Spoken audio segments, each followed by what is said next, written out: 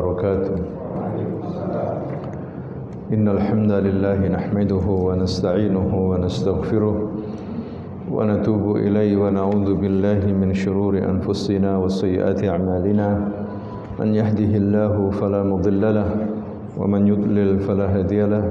أشهد أن لا إله إلا الله وحده لا شريك له وأشهد أن محمدا عبده ورسوله صلى الله عليه وعلى آله وأصحابه ومن تبعهم بإحسان إلى يوم الدين. أما بعد. اللهم علمنا بما ينفعنا وانفعنا بما علمتنا. رب زدنا علما وارزقنا فهما وأرنا الحق حقا وارزقنا اتباعه وأرنا الباطلا باطلا وارزقنا اجتنابه وأدخلنا برحمتك في عبادك الصالحين إنك ولي ذلك والقادر عليه. إخواني في الدين رحمكم الله. أوصيكم ونفسي بتقوى الله فقد فاز المتقون. Para jamaah yang dimuliakan Allah Subhanahu wa taala, kembali kita malam hari ini akan meneruskan membaca kitab Al-Lu'lu' wal Marjan. Hadis-hadis sahih yang disepakati oleh Imam Bukhari dan juga Imam Muslim rahimahumullah, yang dikumpulkan oleh Syekh Muhammad Fuad Abdul Baqi, di mana kitab ini masyhur dan dianjurkan untuk dibaca oleh para talibul ilm, para penuntut ilmu, khususnya para mahasiswa calon dai dan juga masyarakat secara umum, agar mereka memahami tentang syariat Islam ini, khususnya yang berkaitan dengan iman, muamalah dan juga ibadah, akhlak dan yang lainnya. Kita akan teruskan hadis yang ke-50 halaman 100, masih tentang bab iman.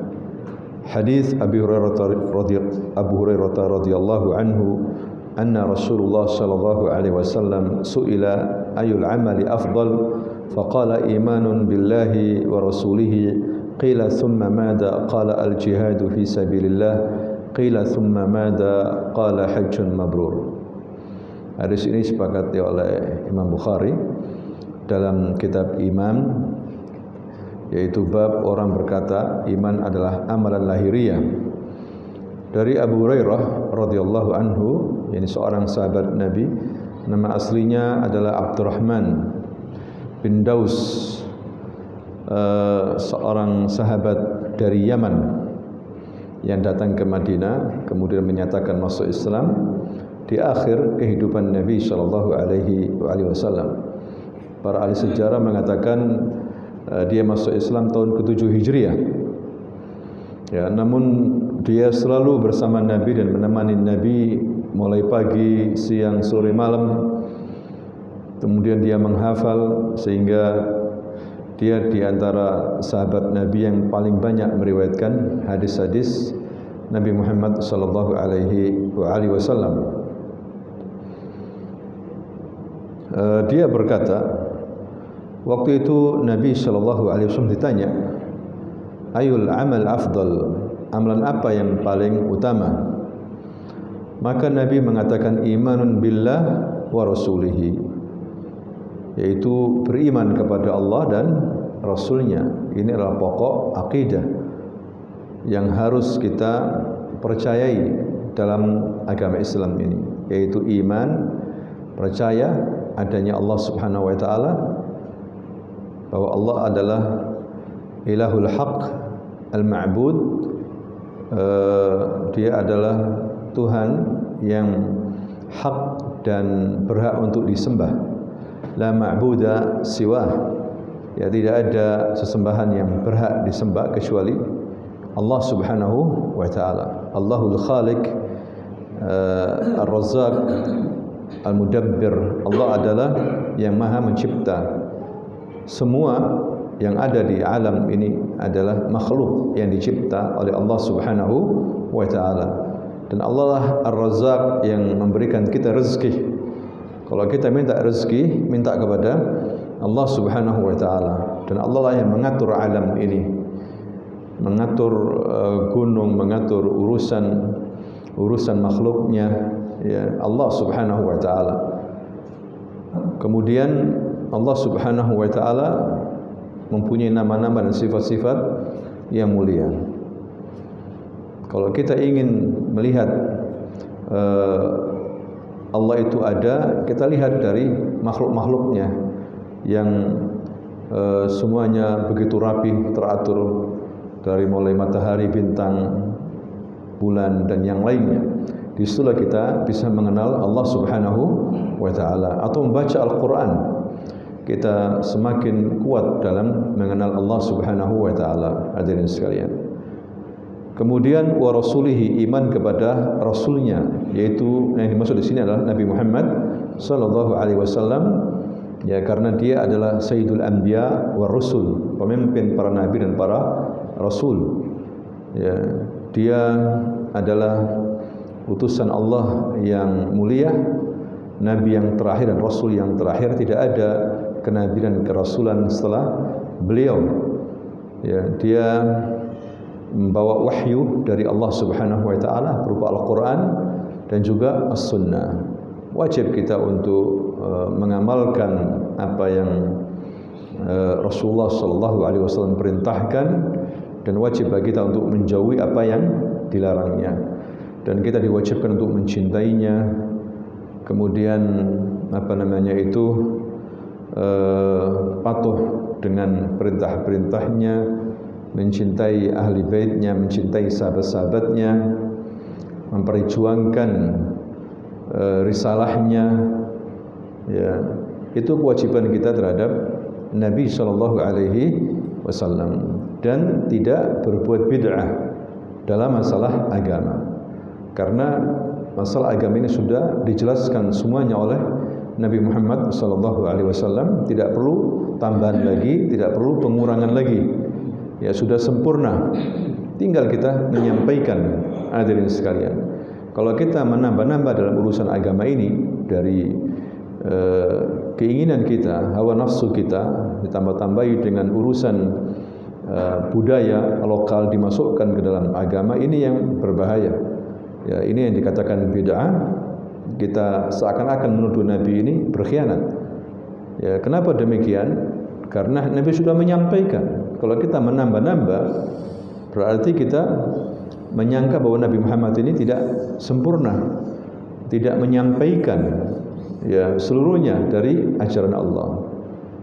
Nabi sudah menyampaikan seluruhnya, jadi tidak usah ditambah-tambah lagi dalam urusan agama, kecuali masalah duniawi. Masalah duniawi yang tidak kaitannya dengan agama, tidak ada masalah kita menambah, memperindah, atau membikin apa saja dalam masalah urusan duniawi, itu boleh-boleh saja. Ya. Itu iman kepada Rasul, yaitu Nabi Muhammad sallallahu alaihi wasallam. Ini adalah amalan yang paling afdal, hadirin sekalian. Kemudian qila summa ma'da, kemudian ditanya lagi, apalagi ya Rasulullah amalan yang paling afdal itu? Al-jihadu fi sabilillah, yaitu jihad di jalan Allah Subhanahu wa ta'ala. Kalau umat Islam meninggalkan jihad, maka umat Islam akan hina. Umat Islam kalau takut mati dalam berjihad, umat Islam akan hina. Karena jihad, hadirin sekalian, puncak daripada ibadah. Ya, puncak daripada ibadah kepada Allah Subhanahu wa ta'ala. Tentunya jihad yang dimaksud di sini jihad melawan orang-orang kafir. Ya, dan jihad memang banyak macamnya. Sebelum kita berjihad melawan orang-orang kafir, berperang, kita disuruh untuk berjihad untuk diri kita ini, menaklukkan hawa nafsu, ya, memaksa diri kita ini untuk taat kepada Allah dalam beribadah kepada Allah Subhanahu wa ta'ala, berjihad untuk melawan setan dan gangguan-gangguannya, berjihad melawan orang-orang munafikin dengan menasihati mereka, ya, berjihad dengan tangan, berjihad dengan hati, berjihad dengan amalan. Puncaknya adalah perang melawan orang-orang kafir. Dan ini terus sampai hari kiamat, tidak boleh berhenti ajaran jihad ini.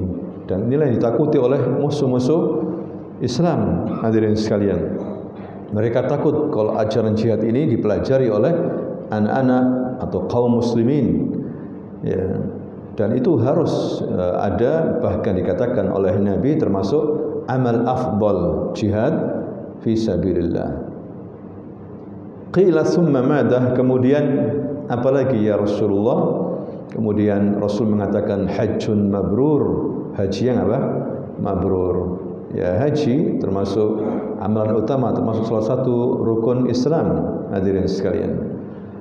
Orang yang haji mabrur artinya haji yang betul-betul dilakukan dengan perintah Allah dan juga sesuai dengan petunjuk Rasulullah, menjauhi maksiat, menjauhi ucapan-ucapan yang qatar, rafas, fasik, ya betul-betul dia khusyuk dalam menjalankan haji sehingga dia menjadi haji yang mabrur. Balasannya adalah surga. Balasannya adalah surga. Haji mabrur laisa lahul jaza illal jannah. Haji mabrur enggak ada balasan lain kecuali surga. Ya, dan haji ini adalah ibadah yang sangat lelah sekali. Lelah, diuji oleh Allah SWT orang yang lagi haji itu, terutama orang yang jauh dari biladul haram, dari tanah haram seperti kita ini. Ya, berapa banyak di antara umat Islam yang haji mereka wafat, tidak pulang lagi ke rumahnya, wafat ketika apa? Haji. Ya, dan merasakan lelah luar biasa, terutama wukuf di padang Arafah. Kemudian setelah itu pergi ke Muzdalifah, ya mabit di sana, kemudian ba'da subuh ke Mina, mabit 3 hari di sana, kemudian tawaf ifadah, ya, dan yang lainnya. Walaupun 4 hari 5 hari, hadirin sekalian, tapi ini adalah ibadah yang luar biasa. Makanya bagi wanita ini adalah jihad. Jihad bagi wanita adalah apa? Al-hajj wal umrah. Al-hajj wal umrah. Ya. Makanya dikatakan termasuk amalan paling utama setelah iman kepada Allah dan Rasulnya dan jihad fi sabilillah, berperang di jalan Allah Subhanahu wa taala, kemudian haji mabrur. Seperti sekarang ini haji yang dinanti-nanti oleh umat Islam, lagi-lagi 2 kali ya, kaum muslimin di Indonesia tidak bisa melaksanakan haji tahun ini. Ya, karena banyak hal, di antaranya adalah pemerintah Saudi masih belum mengumumkan izin ya untuk semua negara sampai saat ini karena takut pandemi Covid-19 ini. Belum mengumumkan sama sekali. Ya, sehingga banyak menimbulkan isu dan yang lain sebagainya. Yang dijelaskan kemarin sama Safir Saudi ya lada Indonesia, Dubes ya, duta besar Saudi untuk Indonesia, bahwa memang belum mengumumkan boleh atau tidak ya, siapa negara yang diizinkan, belum sama sekali. Kalau untuk pariwisata sudah dibuka, tapi kalau untuk haji umrah masih belum dibuka karena Saudi masih mempertimbangkan ya bagaimana nanti vaksinnya, bagaimana aturannya, ini masih belum. Ya mungkin beberapa hari ini ya diumumkan, tapi Indonesia sudah mengumumkan tidak bisa haji. Karena apa? Karena persiapannya memang mepet. Kalau diumumkan nanti ya sudah, karena jamaah besar ini butuh persiapan besar juga. Jadi mungkin wajar alasannya seperti itu, hadirin sekalian, sehingga Indonesia tidak mengirimkan rombongan haji ke tanah suci. Ya, ya banyak alasan. Ya, mudah-mudahan niatnya sudah ada pada orang-orang Indonesia yang mau haji tahun ini ternyata gagal, sudah dicatat oleh Allah Subhanahu wa taala. Tapi juga ada amalan-amalan yang sama dengan haji walaupun tidak haji, tapi dari sisi pahala. Kalau dari amalan tetap haji paling utama ya. Tapi Rasulullah memberikan satu amalan ya, kalau kita amalkan itu pahalanya sama seperti apa? Haji.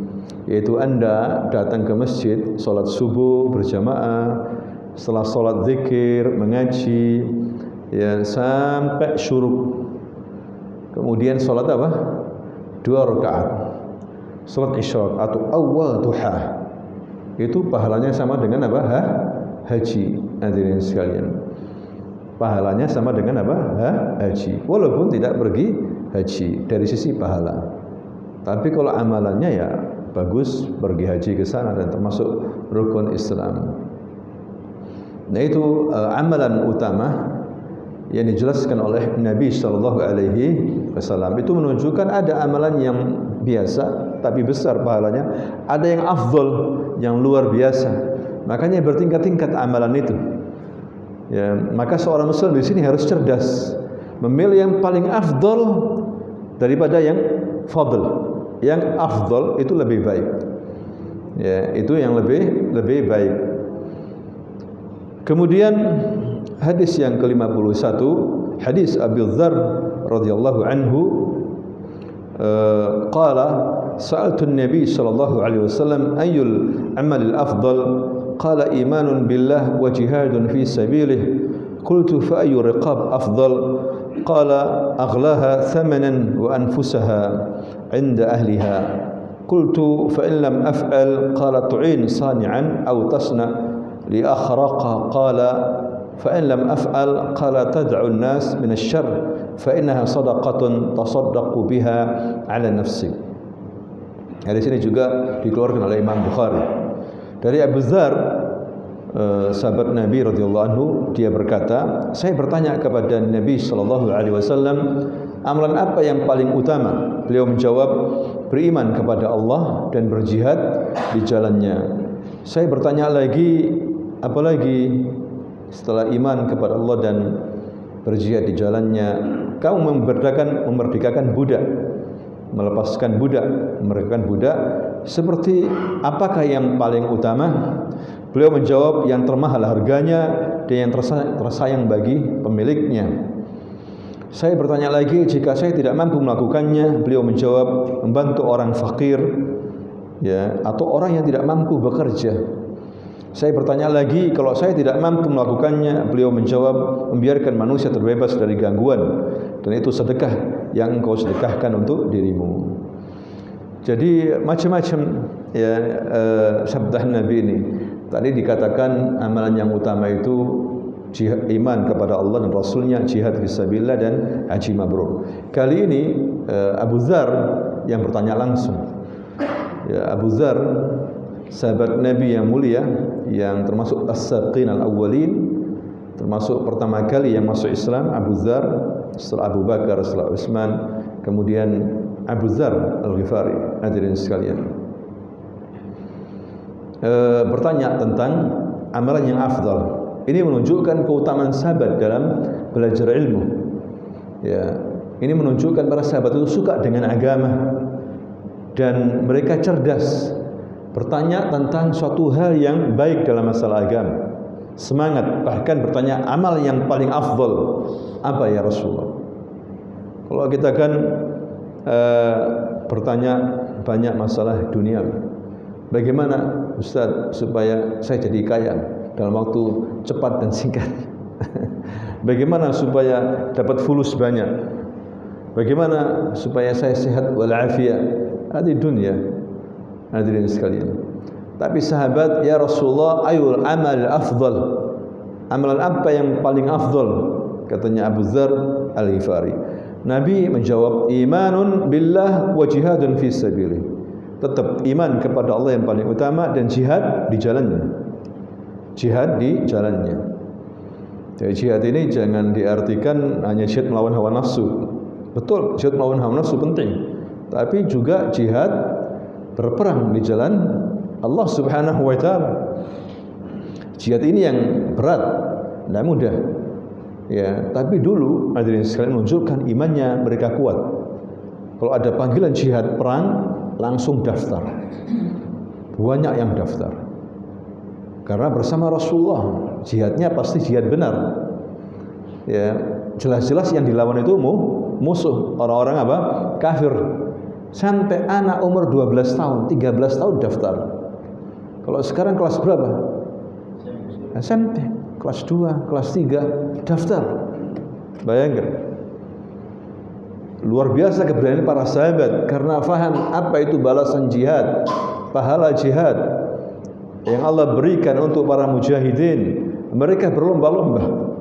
Dan ini yang harus dimiliki oleh umat Islam sekarang ini. Siap-siap jihad. Ya, tapi jihadnya jelas ya, musuhnya jelas. Ya, bukan seperti bom bunuh diri di tengah pasar, ya, di tengah jalan ngebom, nggak jelas. Ya mati justru umat Islam. Hadirin sekalian, ini keputusasaan, putus asa dalam menghadapi banyak kezaliman, banyak bingung dia, semuanya zalim, semua kafir, wes bunuh diri aja, buat apa hidup? Nanti supaya bisa masuk surga. Lah, bukan begitu. Disuruh sabar. Bahkan terkadang kezaliman itu panjang umurnya. Fir'aun berapa ratus tahun hidup. Fir'aun ada yang mengatakan 400 tahun umurnya itu. Yang sama Nabi Musa alaihissalam ada yang mengatakan 300 tahun. Makanya dia enggak mati-mati. Merasa enggak mati sehingga merasa bahwa dia adalah Tuhan. Wa ana rabbukumul a'la. Saya enggak mati-mati, teman-teman saya mati, saya enggak mati-mati, berarti saya ini Tuhan.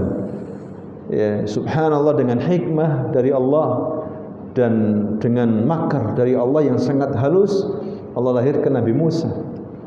Nabi Musa tumbuh kembang sampai disuruh keluar bersama Bani Israel, diikuti sama Fir'aun di tengah laut, dia ditenggelamkan, kematiannya. Ya, Bani Israel sabar azim, sabar Bani Israel menghadapi Fir'aun, kejamnya Fir'aun. Ya, tapi bukan berarti kezaliman terus menerus. Kezaliman itu pasti akan hancur. Cuma terkadang waktu lama, berkuasanya lama ini. Anda lihat bagaimana Uni Soviet dulu. Lamanya luar biasa, berapa tahun, puluhan tahun. Ya, toh akhirnya apa? Hancur, terpecah belah menjadi negara-negara. Ternyata banyak umat Islam di sana, hadirin sekalian. Terkadang disuruh sabar, terkadang jihad tidak bisa dilakukan. Kalau dilakukan justru tambah parah. Ya, tambah dihabisi umat Islam. Misalnya di Rusia umat Islam jihad tambah habis waktu itu. Sampai mereka bertahan membuat bangunan bawah tanah, ngaji pun harus begitu. Ya, baru setelah itu Allah bebaskan mereka.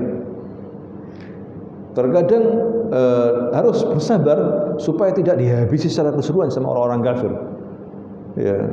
Nah, itulah yang terjadi hadirin sekalian. Jadi jihad dilihat maslahatnya. Merugikan enggak? Kalau banyak merugikan, banyak korban, jangan. Nabi saja begitu strateginya. Di Mekah Nabi tidak melakukan jihad. Kalau melakukan jihad habis Nabi ini sama para sahabatnya, habis. Makanya jihad di mana? Di Madinah ketika sudah memiliki negara dan sudah persiapan jihad, iman sudah kuat. Ya, baru setelah itu Nabi berjihad. Itu pun jumlahnya ya hampir sama atau lebih sedikit lah umat Islam. Dan senjatanya juga hampir sama.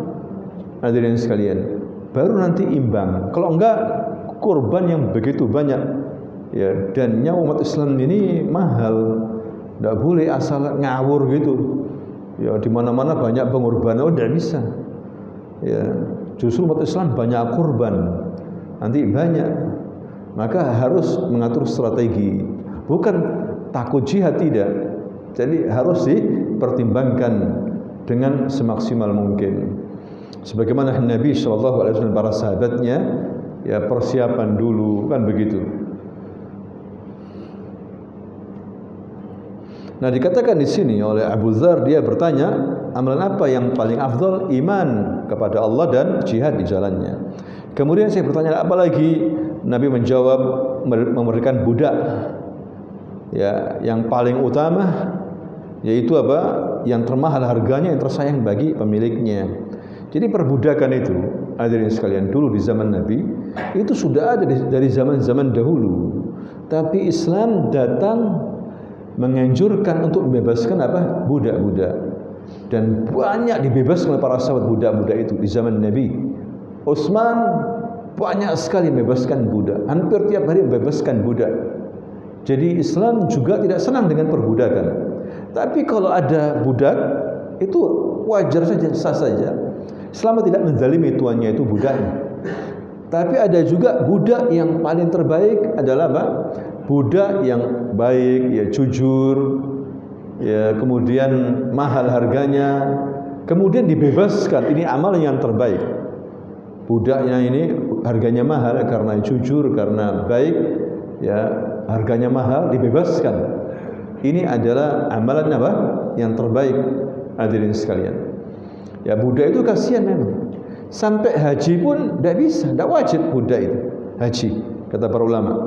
Walaupun termasuk rukun apa? Islam, karena butuh safar, dan safar butuh izin daripada sayyidnya.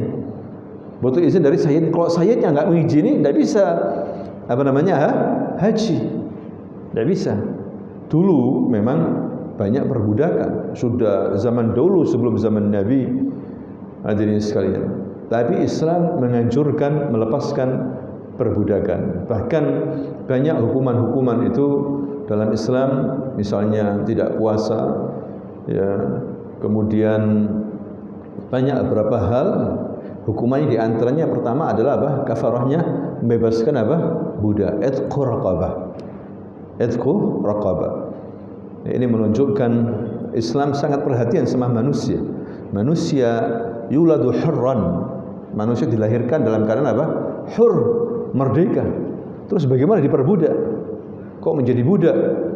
Ya, nah itu yang terjadi zaman dulu. Ya, kalau perbudakan pada orang kafir itu kejam sekali. Ada kerja paksa, pokoknya nggak dihargai sama sekali. Kalau Islam tidak seperti itu. Kalau memang ada perbudakan, betul-betul dihargai budak itu.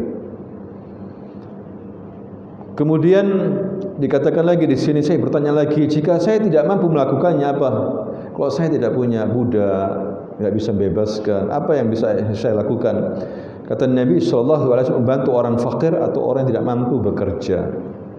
Membantu orang fakir, miskin, apalagi yang tidak bekerja, dibantu kebutuhannya, makanannya, minumannya, pakaiannya, ya, dan ini akan dibalas oleh Allah Subhanahu wa taala. Lebih, hadirin sekalian, suka memberikan makan, tut'imut ta'am, ini termasuk sifat ahlul jannah. Ya, bahkan ada yang viral itu kemarin, punya rumah makan gratis bahkan sampai 4, ya, rumah makan apa? Gratis. Setiap pagi, sore sampai siang, ya. Sampai siang. Itu 300 orang satu warung itu gratis. Malamnya baru dia mengambil apa? Untung. Ya, akhirnya banyak. Awalnya orang nggak mampu, kuli batu. Tapi sekarang warungnya 4. Ya, restorannya itu 4. Bayangkan. Karena ngasih makan gratis. Muslim, nggak muslim, pokoknya gratis begitu. 300 orang satu warung. Hadirin sekalian. Akhirnya warung-warung sebelahnya ikut serta juga membantu. Warung-warung sebelahnya, warung Padang, warung ini ikut juga ngasih apa? Makanan. Ya. Jadi suka-suka memberi makan orang, dibalas sama Allah berlipat-lipat. Ya, kalau kita meminjamkan Allah Subhanahu wa taala, hadirin sekalian, faman yuqridu qardan hasana fayudha'ifu lahu, Allah akan melipat gandakan. Makanya Allah pakai apa? Qard, pinjaman. Allah meminjam uangmu itu. Kamu bersedekah, Allah itu minjam uangmu. Ya, tidak mengambil, meminjam sama Allah. Maka Allah akan balas, dikasih dengan yang lebih. Riba sama Allah nggak ada masalah. Kalau riba sama manusia itu yang tidak boleh. Paham ya? Kalau kita meminjamkan uang, kemudian kita minta lebih dalam balasannya, itu namanya riba. Itu yang tidak boleh. Ya, tidak boleh. Jadi riba tidak boleh dibisniskan. Riba tidak boleh dibisniskan. Atau utang tidak boleh dibisniskan. Utang itu membantu. Pahalanya di hari kiamat, hadirin sekalian. Tidak boleh dibisniskan kemudian sampai ada debt collector, rentenir. Tidak boleh. Ya, bisnisnya utang. Kamu bisnisnya apa? Ngutangkan orang. Pakai riba, iya. Itu tidak boleh. Dibuat apa? Bisnis seperti sekarang ini, KPR atau bank-bank konvensional. Tidak boleh seperti itu. Karena mengembalikan dengan apa? Lebih. Kalau mau bisnis dagang apa saja, jual beli apa saja dibolehkan, tapi jangan riba. Kalau kita riba sama Allah, iya, tidak apa-apa. Kalau kita minjamkan uang kepada Allah, Allah akan balas melebihi daripada yang kita pinjamkan. Ini di dunia, di akhirat lebih lagi, hadirin sekalian. Jadi kalau kita riba sama Allah nggak ada masalah. Tapi kalau sama manusia itu tidak boleh. Kemudian saya bertanya lagi, katanya Abu Dzar, kalau saya tidak mau melakukannya, yakni nggak bisa menolong orang fakir, tidak bisa membantu orang miskin, beliau menjawab, membiarkan manusia terbebas dari gangguannya. Minimal kamu jangan mengganggu orang sudah. Kalau kamu nggak mampu sedekah, jangan ganggu orang sudah. Ya, jangan dolimi apa? Orang.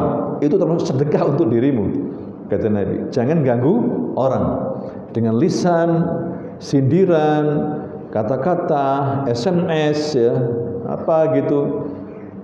Apalagi tangan, jangan ganggu orang, jangan zalimi orang, jangan nyakiti orang. Cegah dirimu untuk berbuat jelek sama orang. Hadis sadaqah laka, kata Nabi. Ya, ini tasaddaqu biha ala nafsik. Minimal itu. Kalau tidak bisa apa sedekah, ngasih sesuatu kepada orang lain, jangan ganggu orang. Ya, karena hadirin sekalian, ini masalah juga.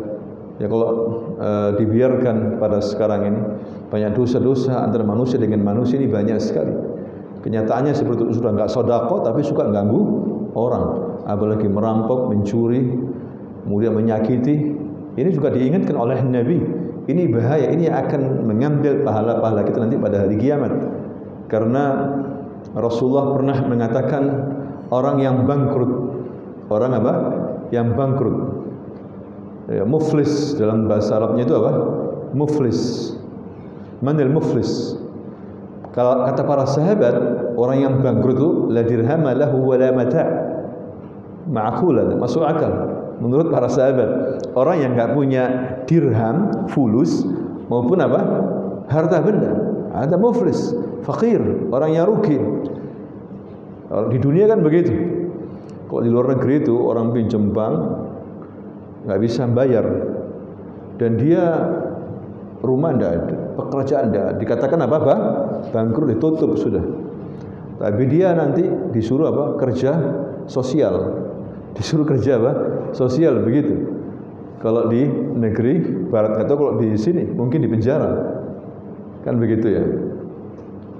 Tapi menurut Rasulullah, orang bangkrut bukan itu. Hakikat bangkrut, al-muflis min ummati man ya'ti bi salatin, man ya'ti yawm al-qiyam bi salatin wa zakatin wa siyamin wa hajjin wa sadaqatin. Orang yang datang pada hari kiamat dengan salatnya, Masya Allah, zakatnya, puasanya, sedekahnya, lakin qad syatama hadha wa akhadha mala hadha wa safaka dama hadha wa daraba hadha. Dia pernah mencela saudaranya, menyakiti saudaranya, dia mengambil harta saudaranya tanpa izin, mencuri, belum minta maaf, dia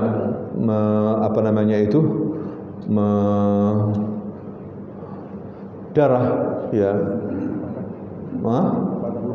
membunuh atau apa, menjatuhkan darahnya, melukai, kemudian memukul, ya, sehingga apa yang terjadi?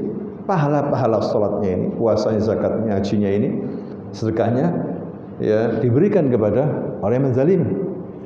Ya, inilah yang bahaya. Makanya kata Nabi, kalau kamu nggak bisa sedekah, nggak bisa berbuat baik, udah cegah dirimu tidak menyakiti orang lain. Ya, kalau anda berbuat dosa sama Allah, berbuat zalim, astaghfirullah, wa tub ilaih, cukup kamu istighfar kepada Allah, taubat, betul-betul taubat, jangan diulangi.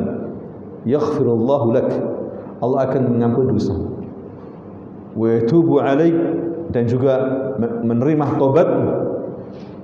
Dan anda enggak punya kesalahan sama manusia. Itu diingatkan betul sama Nabi, termasuk amalan yang afdal. Kalau anda enggak bisa membantu saudara anda, sudah sekut, sudah. Kalam dijaga lisan, jangan sampai menyakiti. Bila perlu bantu, banyak orang, bantu orang dengan tenaga. Apa yang bisa saya bantu? Saya nggak punya uang, saya bantu dengan tenaga, siap saya. Ya, saya angkatkan, saya bantu, saya belikan, siap. Nah, gitu seorang muslim, hadirin sekalian. Sehingga ada masalah dalam kehidupan muslim. Yang sekarang ada adalah saling menzalimi. Itu masalah. Bahkan ada medsos yang dia gunakan untuk menghabisi saudaranya. Ya, apalagi sekarang ini musuh-musuh orang munafikin menghabisi para ustadz, para kiai, para ulama, dihabisi, disebarkan aibnya. Ya, suka-suka sekarang ini masing-masing menyebarkan apa? Aib. Nah, ini tidak boleh ini. Ya, kata Nabi, tutuplah aib saudaramu, nanti aibmu akan ditutup sama Allah Subhanahu wa taala pada hari kiamat. Kalau kita membuka aib orang lain, aib kita akan dibuka sama Allah nanti pada hari kiamat. Malu kita, hadirin sekalian. Ya, jadi suka-sukalah menutup auratnya seorang apa? Muslim. Ya, apalagi masalah rumah tangga harus tutup rapat. Istri suami begitu. Khitamuhum misk. Kalau memang berkumpulnya wangi baik, kalau bercerainya baik. Ini sekarang karena lemah iman, karena ribut, kumpulnya baik, pertemuannya baik. Tapi ketika cerai sudah mulai buka aib. Wah, yang baca senang, asik. Kalau ada gosip-gosip itu asik ya, dibicarakan aib. Ya, nah ini yang sangat disayangkan, hadirin sekalian. Tidak boleh seperti itu. Sudah kalau cerai. Ya, imsakun bima'rufin atau tasrihin bi ihsan. Ya, berkumpul dengan cara yang baik, berpisah pun dengan cara apa? Yang baik, seperti itu. Kalau enggak cocok, khalas. Ya, enggak ada masalah, cerai selesai. Terus nikah lagi masing-masing. Tapi jangan mengumbar apa? Aib kemudian disebarkan ke medsos, semuanya ikut baca. Bayangkan. Ngeri sekarang ini. Ya. Nah, ini kata Nabi, kalau kamu enggak bisa berbuat baik, cegahlah dirimu untuk berbuat jahat kepada orang lain. Jangan apa? Menyakiti. Masih hadirin sekalian, hadis masalah amalan yang paling afdal. Ini datang lagi dari sahabat Nabi namanya Abdullah ibn Mas'ud. Sekali lagi dia bertanya tentang amalan yang baik. Nah, begitu seharusnya talibul ilm. Ya, tanyanya itu tingkat tinggi levelnya. Amalan apa ya Rasulullah yang paling baik yang bisa aku lakukan? Begitu seharusnya. Bukan baik saja, ada baik, ada yang paling baik. Ini menunjukkan dalam Islam ini darajat, tingkatan-tingkatan. Ya, makanya level pun ada 3. Ada Islam, ada iman, ada apa? Ihsan. Ya, ibadah pun tingkat-tingkatan. Kalau orang mukmin melakukan ibadah yang paling afdal. Ya, setelah dia kuat imannya, dia mencoba untuk selain wajib yang sunnah. Apa itu? Salat malam misalnya. Afdhalus shalah ba'dal maktubah salatul lail. Sebaik-baik salat setelah salat wajib apa? Salatul lail. Dia coba salat malam karena dia afdal, bukan hanya qabliyah ba'diyah. Dia tingkatkan lagi sampai derajat apa? Salat al-lail, qiyamul lail. Bisa enggak? Ya, begitu seorang muslim meningkat terus imannya. Nah, ini Abdullah bin Mas'ud juga bertanya, qala sa'altu Nabi sallallahu alaihi wasallam ayyul amal ahabbu ila Allah. Aku bertanya kepada Nabi sallallahu alaihi wasallam, amal apa yang paling dicintai oleh Allah? Qala as-salatu ala waqtiha. Qala thumma ay? Qala thumma birrul walidain. Qala thumma ay? Qala al-jihadu fi sabilillah. Qala haddatsani bihinna walau istazadtuhu lazadani. Akhrajahu al-Bukhari. Jadi Abdul Mas'ud berkata, saya bertanya kepada Rasul, amal apa yang paling dicintai oleh Allah? Ia menjawab, salat tepat waktu, kata Nabi. Saya bertanya lagi, kemudian apa lagi? Beliau menjawab, berbakti kepada kedua orang tua. Saya bertanya lagi, kemudian apa lagi? Beliau menjawab, berjihad di jalan Allah. Ibnu Mas'ud melanjutkan, demikian Rasul bersabda kepadaku, dan andai kata aku menambah pertanyaanku, nasib dia juga akan dia menambah jawabannya. Ya. Ini menunjukkan keutamaan Abdullah bin Mas'ud dan semangatnya dalam belajar ilmu agama, hadirin sekalian. Dia bertanya, amalan yang dicintai oleh Allah, as-salatu ala waqtiha, salat tepat apa? Waktu. Dan ini adalah kewajiban panggilan Allah. Ya, kalau kita dipanggil hayya 'alas shalah, la falah, langsung kita penuhi panggilan itu daripada panggilan-panggilan makhluk. Ya, kalau kita ingin dicintai sama Allah Subhanahu wa taala. Artinya kalau kita sebaliknya, kalau kita enggak memenuhi panggilan ini, berarti kita enggak dia apa? Enggak dicintai sama Allah SWT. Dicintai sama makhluk, tapi enggak dicintai sama Allah. Pilih yang mana? Ya, panggilan teman, di sisi lain ada panggilan Allah. Milih panggilan teman. Ya, makanya dikatakan hadirin ada syirkul mahabbah, syirik cinta. Apa syirik cinta itu? Kok bisa cinta sampai menimbulkan kesyirikan? Walladzina amanu ahabbu hubban lillah. Ya, orang-orang yang beriman itu cintanya kepada Allah luar biasa. Cintanya kepada Allah, cinta itu apa? Cinta mencintai seseorang berarti dia mengorbankan dirinya, mematuhi perintahnya. Kalau kita mencintai Allah, mematuhi perintah Allah, menjauhi larangannya, dan kita mengagungkan Allah. Orang-orang yang musyrik yuhibbunahum kahubbillah. Mereka itu mencintai makhluk seperti cintanya kepada siapa? Allah Subhanahu wa taala. Nah, ini disebut dengan syirkul mahabbah. Kalau cintanya sama makhluk sama seperti cintanya kepada Allah, dianggap syirik. Hadirin sekalian. Perintahnya ditaati, apapun, walaupun apa? Tidak sesuai dengan perintah Allah Subhanahu wa taala. Ya, misalnya dia pacaran, dia punya ini, apapun ditaati sudah. Ya, ini tidak boleh seperti ini. Sampai larangan Allah ditaati. Ini namanya syirkul mahabbah. Syirkul apa? Mahabbah. Ya, syirik yang dalam hal cinta kasih. Ya, tetap cinta kita yang paling utama kepada siapa? Allah Subhanahu wa taala. Ya, ada juga al-hubbu fillah walillah. Mencintai karena Allah, di jalan Allah.